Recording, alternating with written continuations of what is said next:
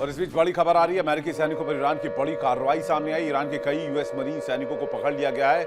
खर्ग द्वीप पर para drop करने की कोशिश कर रहे थे। असफल लैंडिंग के दौरान ये एक्शन हुआ है। ये गिरफ्तारी सफलतापूर्वक की गई है। ये ईरान का दावा और कुछ वीडियोज भी जारी किए गए हैं ईरान की तरफ से। अमेरिकी सैनिकों के वीडियोज हैं जिसे इस वक्त आपके सामने हम दिखा रहे हैं। बड़ी जानकारी, बड़ी खबर। अमेरिकी सैनिक खर्ग द्वीप पर पैरा ड्रॉप की कोशिश में थे और पैराट्रूपर्स थे, लेकिन उनकी ये कोशिश कामयाब नहीं हो पाई और उनको ईरान ने कैद कर लिया है, पकड़ लिया है और उसके बाद अब उन्हें अमेरिका के सामने लाया जा रहा है। ये अमेरिका के लिए बहुत बड़े झटके के तौर पर देखा जाएगा। वहीं ईरान के इस्फहान प्रांत में बड़ा हमला हुआ है। घात लगाकर ईरानी आर्मी पर अटैक किया गया है। इस्फहान प्रांत में इस वक्त की बड़ी जानकारी मिल रही है। वार पलटवार का सिलसिला लगातार जारी है और ईरान के इस्फहान में बड़ा अटैक किया गया है। घात लगाकर ईरानी आर्मी पर अटैक किया गया है। ये तस्वीर इस वक्त हम आपको दिखा रहे हैं जहां पर बड़ा हमला हुआ है और इस तस्वीर को देखकर आप अंदाजा लगा सकते हैं ये इस्फहान प्रांत है जहां पर घात लगाकर ईरानी आर्मी पर अटैक किया गया।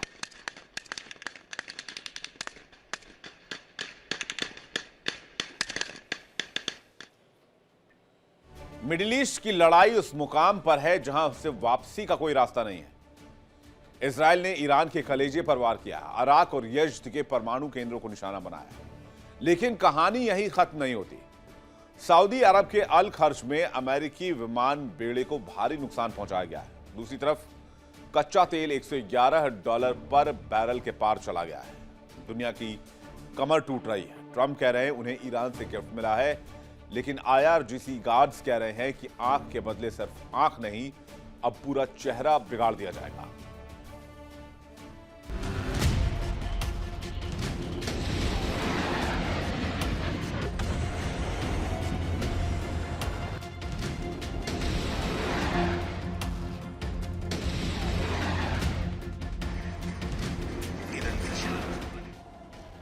इजराइल ने ईरान के परमाणु कार्यक्रम की कमर तोड़ने के लिए अब तक का सबसे बड़ा हमला किया।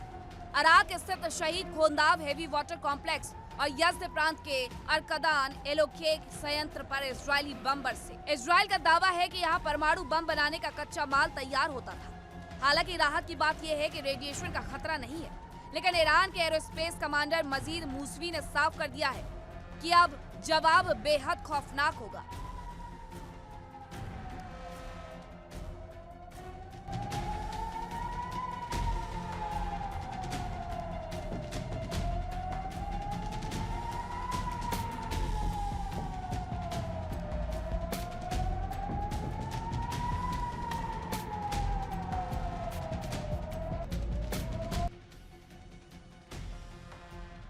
ईरान के दो सबसे बड़े स्टील प्लांट भी खंडर बन चुके हैं और अब तक 2000 से ज्यादा ईरानी नागरिक इस जंग की भेंट चढ़ चुके हैं। इस बारूद के बीच डोनाल्ड ट्रंप ने अपनी एक कदम आगे, दो कदम पीछे की रणनीति चली है। ट्रंप ने ईरान के ऊर्जा ठिकानों पर हमले की समय सीमा 10 दिन बढ़ाकर 6 अप्रैल तक कर दी है। ट्रंप का दावा है कि ईरान ने दोस्ती के तौर पर 8 तेल टैंकर्स निकाले हैं, लेकिन IRGC ने इस दावे की हवा निकाल दी। IRGC ने कहा हॉर्मुज अभी बंद है और सबूत के तौर पर चीन के 2 जहाज समेत 3 जहाजों को बेइज्जत करके वापस लौटा दिया। उधर G7 की बैठक में अमेरिकी विदेश मंत्री मार्को रूबियो ने दावा किया कि यह युद्ध कुछ ही हफ्तों में खत्म हो जाएगा और अमेरिका को जमीन पर सैनिक उतारने की जरूरत नहीं पड़ेगी। ईरान की जवाबी कार्रवाई ने अमेरिका को गहरे जख्म दिए हैं। सऊदी अरब के अल खर्ज सैन्य अड्डे पर तैनात अमेरिकी विमान बेड़े को भारी नुकसान पहुंचा। ईंधन भरने वाले कई विमान खाक हो चुके हैं। यही नहीं, ईरान के मिसाइल हमलों ने कुवैत के उन बंदरगाहों को भी तबाह कर दिया जो चीन की बेल्ट एंड रोड परियोजना का हिस्सा थे। यानी इस जंग में अब चीन को भी दोहरा नुकसान उठाना पड़ रहा है।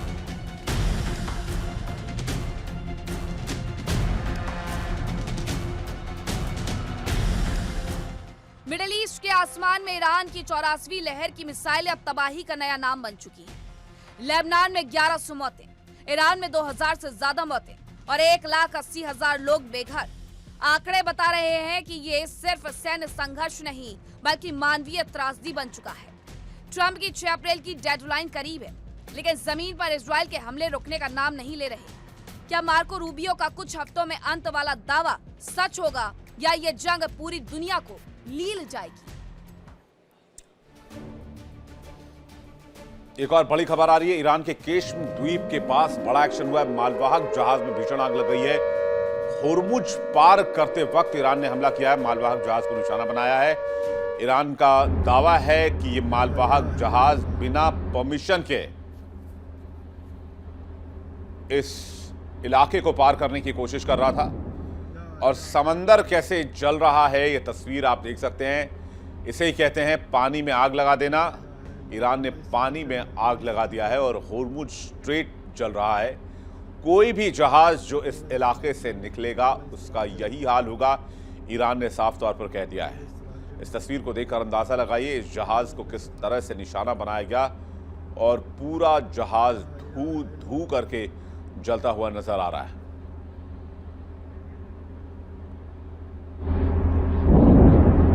और बीच-बीच में धमाके की आवाज भी आ रही है। होर्मुज स्ट्रेट की तस्वीर बताई जा रही है। होर्मुज स्ट्रेट में यह जहाज बगैर ईरान के परमिशन के निकलने की कोशिश कर रहा था। ईरान ने पहले ही कहा है कि कोई भी जहाज जो यहां से जाना चाहता है उसे IRGC की परमिशन लेनी होगी और बिना परमिशन के कोई भी होर्मुज पार ना करे। अगर किसी ने भी होर्मुज पार करने की कोशिश की तो उसका यही अंजाम किया जाएगा। एक और बड़ी खबर आपको बता रहे, दक्षिणी लेबनान में 2 जर्नलिस्ट की मौत हो गई है। इजरायली हमले में 2 जर्नलिस्ट की मौत हुई है। पत्रकारों की गाड़ी को निशाना बनाकर हमला किया गया, ये जानकारी मिल रही है। तस्वीरें आपको दिखा रही है। तस्वीर देखिए, ये दक्षिणी लेबनान की तस्वीर है जहां पर 2 पत्रकारों की गाड़ी को निशाना बनाकर हमला किया गया। दोनों पत्रकारों की मौत हो गई है और इजराइल ने यह अटैक किया है। इजराइल की तरफ से हमला हुआ है। दक्षिणी लेबनान की तस्वीर है। 2 पत्रकारों की मौत हुई है। इजरायली हमले में 2 पत्रकारों की जान गई है। पत्रकारों की गाड़ी को निशाना बनाया गया था जिसके बाद वो बच नहीं पाए। हमला इतना सटीक था, इतना भीषण था कि 2 मिनट के अंदर ही इतना बड़ा धमाका हुआ कि गाड़ी के परखच्चे उड़ गए। तस्वीरें आपके सामने।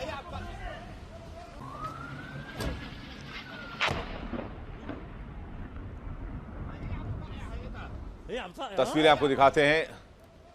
2 तस्वीरें आपके सामने हैं।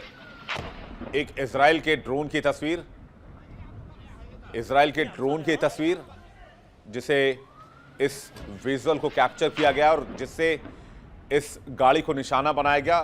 ये अनमैन्ड एरियल व्हीकल जिसका इस्तेमाल इजराइल बड़े पैमाने पर इस जंग के दरमियान कर रहा है और पत्रकारों की गाड़ी को निशाना बनाया गया।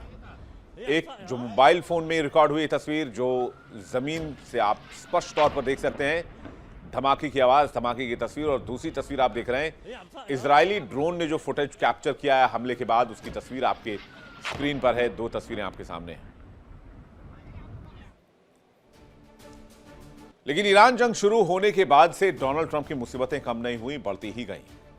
और अब खबर यह है कि दुनिया का सबसे शक्तिशाली सैन्य गठबंधन नेटो इतिहास बन सकता है। क्या डोनाल्ड ट्रंप ने यूरोप के देशों को मझधार में छोड़ने का मन बना लिया है? अमेरिका, इजराइल और ईरान की जंग को 1 महीने होने वाले हैं, लेकिन इस मौके पर जश्न के बजाय मातम और गुस्से की गूंज है। ट्रंप ने अपने नेटो सहयोगियों को वो धमकी दी है जिससे पूरे यूरोप में हड़कंप मचा हुआ है।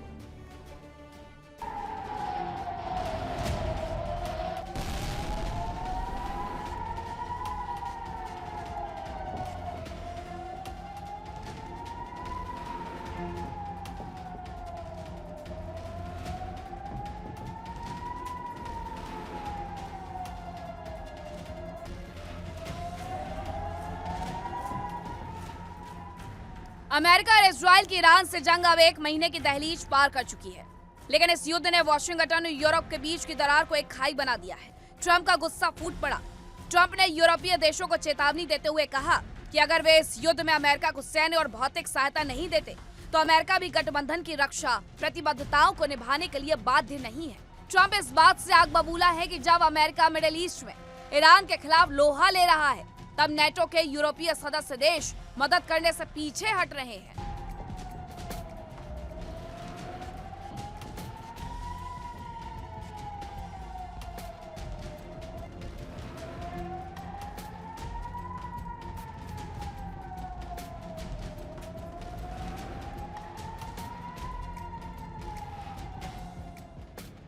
ट्रंप ने दो टूक लहजे में कहा, हमें नेटो में रहने की कोई मजबूरी नहीं है।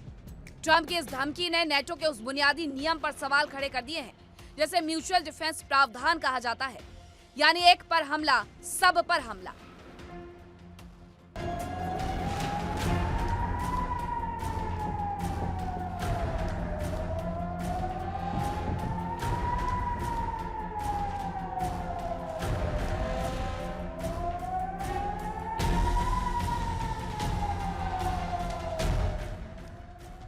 ट्रंप का सीधा तर्क है, अगर अमेरिका के युद्ध में यूरोप का खून नहीं बहेगा तो यूरोप की रक्षा के लिए अमेरिकी सैनिक अपनी जान क्यों दे। दरअसल फ्रांस और जर्मनी जैसे देश ईरान के खिलाफ इस युद्ध में सीधे तौर पर शामिल होने से बच रहे हैं। उन्हें डर है कि अगर वे कूदे तो रूस और ईरान मिलकर यूरोप को निशाना बनाएंगे। लेकिन ट्रंप को यह न्यूट्रल रवैया पसंद नहीं आ रहा। उन्होंने साफ कर दिया है कि अमेरिका अब नेटो का मुफ्त रक्षक बनकर नहीं रहेगा। युद्ध को 30 दिन बीत चुके हैं, हजारों मौतें हो चुकी हैं। इजराइल के साथ मिलकर अमेरिका ने ईरान के परमाणु केंद्रों तक को निशाना बनाया, लेकिन अंतर्राष्ट्रीय मोर्चे पर अमेरिका खुद को अकेला महसूस कर रहा है। ट्रंप की यह नाराजगी असल में उनकी अमेरिका फर्स्ट नीति का विस्तार है। जानकारों का मानना है कि अगर नेटो देशों ने अगले कुछ दिनों में अपनी सेना या संसाधन ईरान की तरफ नहीं भेजे तो ट्रंप नेटो से बाहर निकलने का आधिकारिक ऐलान भी कर सकते हैं। हमें उनके साथ रहने की जरूरत नहीं।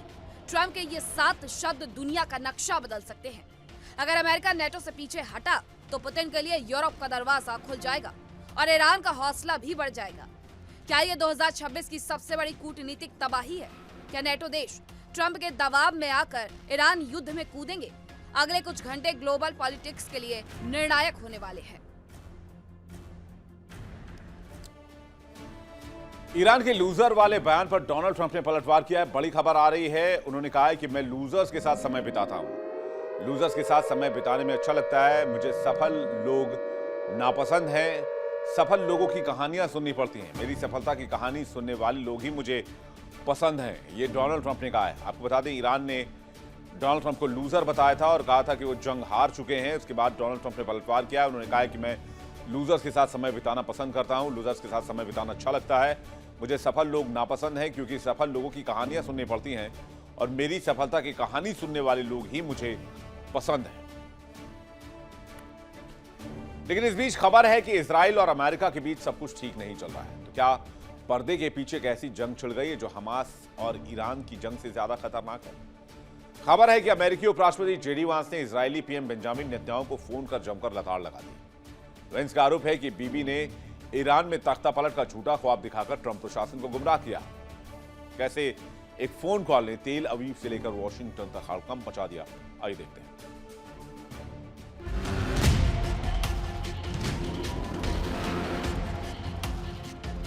ईरान युद्ध को 1 महीना बीत चुका है, लेकिन जीत का वो दावा कहीं नजर नहीं आ रहा जो युद्ध शुरू होने से पहले किया गया था। एक विस्फोटक रिपोर्ट के अनुसार उपराष्ट्रपति जेडी वेंस और पीएम नेतन्याहू के बीच इस हफ्ते बेहद तीखी बातचीत हुई। अमेरिकी सूत्रों का दावा है कि वेंस इस बात से आग बबूला है कि नेतन्याहू ने ट्रंप को झूठी उम्मीदें दिलाई थी।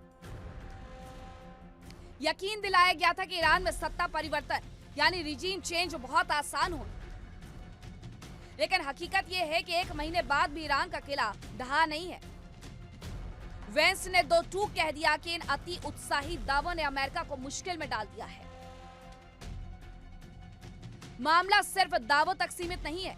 अमेरिकी अधिकारियों का एक और चौंकाने वाला दावा है कि इजराइल जानबूझकर जेडी वेंस की छवि बिगाड़ने की कोशिश कर रहा है।